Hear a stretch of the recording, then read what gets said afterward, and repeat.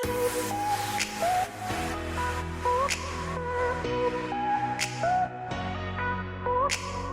YouTube, मैं मयंक सिंह आपका अपने चैनल में स्वागत करता हूं। गाइज, मैं आज बात करने वाला हूं काफी सीरियस टॉपिक पे। मैं बात करने वाला हूं किस तरह से जो ऑयल है बॉईल हो रहा है। एक तरह से ऑयल है, या आपने सही सुना, ऑयल है जो बॉईल हो रहा है। या आप लोग सब लोग जानते हैं जो 2 व्हीलर या 4 व्हीलर ओन करते हैं, वो आज 2 व्हीलर और 4 व्हीलर न यूज करके अपने पैर के 2 व्हीलर यूज कर रहे हैं, क्योंकि मुंबई में ऑयल का जो दाम है, जो पेट्रोल का दाम है, 103 रुपए के ऊपर चले गया है। इंटरनेशनली जो क्रूड का प्राइस है वो 72 है, और जो यूके के ब्रेंट का है उसका $74 है। गाइस, ये जो ऑयल है जो बॉईल हो रहा है, उसके कारण भारत में महंगाई भी आसमान छू रही है। यदि हम कंज्यूमर प्राइस इंडेक्स और WPI इंडेक्स की बात करें तो कंज्यूमर प्राइस इंडेक्स 6.3% हो गया है, और WPI होलसेल प्राइस इंडेक्स जो 30 साल में रिकॉर्ड स्तर पर 12.9% पे चले गया है। गाइस, इसी के बारे में बात करेंगे और इसको मैं समझाने की कोशिश करूंगा कि किस तरह से हमारे लाइफ को किस तरह से अफेक्ट करेगा। गाइस, इसके पहले मैं आपसे रिक्वेस्ट करूंगा, प्लीज मेरे चैनल को सब्सक्राइब कर लीजिए, लाइक करिए और प्लीज शेयर करिए। और यदि कोई भी आपको क्वेरी हो या कुछ भी लिखना हो, प्लीज कमेंट कर दीजिए। गाइस, स्टार्ट करते हैं किस तरह से अभी जो रिसेंटली ऑयल जो बॉईल हो रहा है, किस तरह से 103 रुपीज में पेट्रोल मिल रहा है। इसका जो रीजन है, बेसिकली ये रीजन है जो इंटरनेशनली जो क्रूड का प्राइस है $72 पर बैरल के ऊपर चले गया है। तो आप कहेंगे कि ये भाई $72 की तो हमेशा जाते रहा है, $45 से लेके $100 तक चले गया था, पर पेट्रोल तो इतना कभी महंगा नहीं हुआ था। जी हाँ गाइस, हुआ था, बट अभी की जो स्थिति है वो काफी डिफरेंट स्थिति है। जो कोरोना ने पिछले साल से भारत की इकोनॉमी को, जीडीपी को जो कॉन्ट्रैक्ट किया हुआ है, ये आप सब जानते हैं कि भारत की जो जीडीपी है 7.3% से कॉन्ट्रैक्ट हो गई है। जो 2019-2020 में भारत की इकोनॉमी जो 145 ट्रिलियन रुपीस से ज्यादा थी, वो कॉन्ट्रैक्ट होकर 135 ट्रिलियन रुपीस रह गई है। तो गाइस, आप समझ सकते हैं पूरी दुनिया में यदि आप देखेंगे तो सबसे ज्यादा जो कॉन्ट्रैक्ट हुई है इकोनॉमी, वो भारत की इकोनॉमी हुई थी। पहले जो फेज आया था उसके अंदर तो पूरे लॉकडाउन के अंदर सारे आपने मजदूरों का प्लान देखा, तो मतलब कि सब चीज ठप हो गई थी, तो कोई इकोनॉमिक एक्टिविटी ही नहीं हो रही थी। जो भी हो रही थी वो घर से हो रही थी, सर्विसेज इंडस्ट्रीज की हो रही थी। गाइस, इसी के कारण हमारी जो जीडीपी कॉन्ट्रैक्ट होने के कारण सरकार के पास एक तरह से धन की कमी होने के कारण, और इवन दो उसके बाद भी सरकार ने काफी गरीब लोगों को फ्री राशन दिया, काफी फ्री वैक्सीनेशन कर रही है, और काफी सुविधाएं मोहलत करा रही है, नए नए हॉस्पिटल्स खोल रही है, नए नए वैक्सीनेशन सेंटर खोल रही है। जो ऑक्सीजन की कमी हुई थी 2021 के शुरुआत में और मई में, जो जिस तरह से सेकेंड वेव जिस तरह से बढ़ा था, सेकेंड वेव में जब कोरोना के बहुत सारे पेशेंट्स हॉस्पिटलाइज हो रहे थे, वो हमारे हेल्थ केयर सिस्टम को पूरा उसने चरमरा दिया था। नए नए हॉस्पिटल्स में बेड की जो क्षमताएं बढ़ानी पड़ी थी, जिस तरह से हर हॉस्पिटल्स में ऑक्सीजन की जो कमी हो गई थी, वो ऑक्सीजन की पूर्ति करने के लिए नए नए ऑक्सीजन प्लांट्स लगाने पड़े थे। इवन दो इंटरनेशनली भी हेल्प मांगनी पड़ी थी। आज का एक डाटा आया हुआ है, आज पहले दिन जब सेंटर ने फिर से अपने हाथ में वैक्सीनेशन का प्रोसेस लिया है, तो आज अभी तक 7 बजे तक, जो आज 21 जून है, आज शाम तक अभी तक गिनती हो रही है, 78 लाख से ऊपर वैक्सीनेशन का वैक्सीन लगा दी गई हैं। ये मालूम है कितना बड़ा ड्राइव है? ये एक न्यूजीलैंड के जनसंख्या से बड़ा, यूरोप के कई कंट्री से जो जनसंख्या है पूरी, उनसे ज्यादा एक दिन में वैक्सीनेशन किया गया है। यह है सेंटर का काम, यह है मोदी का काम। आज मोदी को लोग क्रिटिसाइज कर रहे हैं जीडीपी के ऊपर कि जीडीपी 7.3% कॉन्ट्रैक्ट कर गई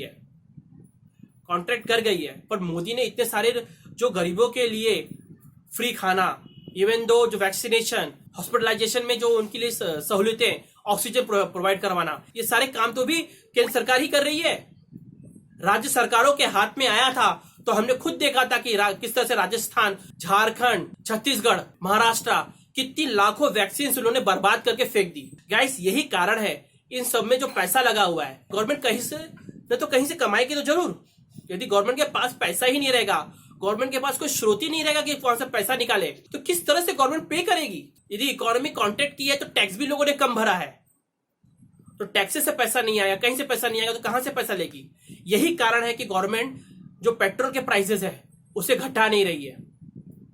इवन तो कहा जाए तो गवर्नमेंट को काफी उसके ऊपर से टैक्स मिलता है, वो गवर्नमेंट उस पर नहीं घटा रही है, क्योंकि गवर्नमेंट की एक सोच होगी शायद, जो लोग 4 पहिया या 2 पहिया चला सकते हैं वो लोग डेफिनेटली इतना पे कर सकते हैं जिससे कि गवर्नमेंट को पैसा आए, जो एक डायरेक्ट कोरिलेशन है पेट्रोल प्राइसेस में और महंगाई में। जब पेट्रोल प्राइसेस के दाम बढ़ते हैं तो महंगाई के भी दाम बढ़ते हैं, क्योंकि बहुत सारे मालों की और सामानों की जो ढुलाई होती है उन सारे वाहनों में पेट्रोल लगता है और वो कॉस्ट एडअप होती है उसमें। यहां हम ये भी नहीं कर सकते कि भाई उपज नहीं हुई है, उपज भी रिकॉर्ड स्तर पे हुई है। ये जो प्रोटेस्ट चल रहा है दिल्ली में टिहरी बॉर्डर पर, वहां पे जो किसानों का प्रोटेस्ट चल रहा है उसके बाद भी गवर्नमेंट ने रिकॉर्ड स्तर पे खरीफ फसलों की खरीदी की है। गाइस, ये जो रीजन है गवर्नमेंट का कि किस तरह से वो स्पेंड करना चाहती है इस कोरोना काल में, इस कोरोना के आपातकाल में लोगों पर, उसके लिए वो पैसा वो शायद पेट्रोल से निकालना चाहती है। आई थिंक मुझे ऐसा लगता है कि गवर्नमेंट ये डिटरमाइंड है कि यहां से थोड़ा सा पेन आ भी जाए इकोनॉमी पे, पर वहां से पैसा लेके अभी गरीबों की मदद करना जरूरी है, अभी वैक्सीनेशन करना जरूरी है। जो मौत का जो आंकड़ा आ रहा था, जो लोग इन्फेक्शियस हो रहे थे इतनी तादाद में, उन्हें अभी कम करना बहुत जरूरी है। यदि उन्हें कम नहीं किया जाएगा तो फिर ये थर्ड वेव जो आने वाला, जिसपे मैंने वीडियो बना रखा है, ये जो कोरोना का डेल्टा वेरिएंट जो है, जो कि किस तरह से गैंग्रीन कॉज कर रहा है, किस तरह से 70% मोर इन्फेक्शियस है जो यूके वेरिएंट था, और 50% ज्यादा हॉस्पिटलाइजेशन है इसमें, उससे मौत भी का भी रेट काफी है। ये अभी ब्रिटेन में फैल चुका है। ये भारत का वेरिएंट नाम बता के अब वापस भारत पे वापस आएगा। इसकी अनुमान किया जा रहा है कि ये जुलाई अगस्त तक भारत को हिट कर जाएगा। गाइस, काफी आपको सावधान रहना है और काफी आपको वैक्सीनेट होना ही होना है। मुझे ऐसा लगता है कि गवर्नमेंट अभी किसी भी मूड में नहीं है कि ये ऑयल का प्राइस कम करेगी, और मुझे ऐसा लगता है कि जो कंज्यूमर प्राइस इंडेक्स है 6.3% पर, मुझे लगता है ऑल टाइम 25 ईयर्स का जो हाई है 10%, उसके करीब जा सकता है। WPI तो है ही 30 ईयर्स के हाई पर, ये उधर भी जा सकता है। पहले गवर्नमेंट का एक जो मानना था कि 3.5 to 5% के बीच में हम महंगाई रखेंगे, उसको उन्होंने बैरियर को पार कर दिया है। अब उनका क्लियर मानना है कि किस तरह से हमें जो प्रायोरिटी है उस पर ध्यान देना है, और यदि इसी तरह से इंटरनेशनली यदि ऑयल का प्राइसेस बढ़ते रहेगा तो मैं गारंटी देता हूं कि ये शायद और भी ऊपर जा सकता है। हाँ, यदि ज्यादा बड़े पैमाने पर प्रोटेस्ट होने लगे, यदि पॉलिटिकल पार्टीज इसके खिलाफ विरुद्ध करने लगे और इसमें खतरा महसूस होता है, तो शायद गवर्नमेंट थोड़ा सा बैक डाउन करेगी। बट ये जो महंगाई है, जो आम लोग हैं, जो मिडिल क्लास के लोग हैं, इन्हें तो जरूर इफेक्ट करेगी। और ये हम लोग ये सब्जियों के प्राइसेस में भी देख सकते हैं। ये जो चावल, गेहूं, तेल, आटा, इस सब में हम देखेंगे कि इसमें प्राइसेस में ये एड ऑन हो करके आएगा। जो अभी इफेक्टिव रेट ऑफ इंटरेस्ट जो FD में मिलता है वो 6% है और महंगाई 6.3% है। तो समझ लीजिए जो आप FD में पैसे रखे हैं उस पर आपको 0% इंटरेस्ट मिल रहा है। गाइस, ये तो मेरा एक छोटा सा अटेम्प्ट था कि क्या अभी सिचुएशन है। मैं इस पे कड़ी नजर रखूंगा और आपको इसके बारे में वीडियो बनाते रहूंगा। यदि कोई महत्वपूर्ण डेवलपमेंट होता है तो मैं आपको इससे अवगत कराते रहूंगा। और मेरा रिक्वेस्ट है आप लोगों से कि प्लीज मेरे चैनल को सब्सक्राइब कर लीजिए, वीडियोस को लाइक करिए और प्लीज शेयर करिए। मेरे यदि आप गेमिंग के फैन हैं तो मेरे गेमिंग चैनल को भी आप सब्सक्राइब कर सकते हैं। उस पर मैं लाइव गेमिंग खेलते रहता हूँ, इंजॉय कर सकते हैं हम लोग साथ में मिलकर। 1-1 घंटा रोज खेलता हूँ, जिसका लिंक मैंने दे रखा है नीचे अपने डिस्क्रिप्शन में। फिर मिलेंगे नेक्स्ट वीडियो में। नमस्कार।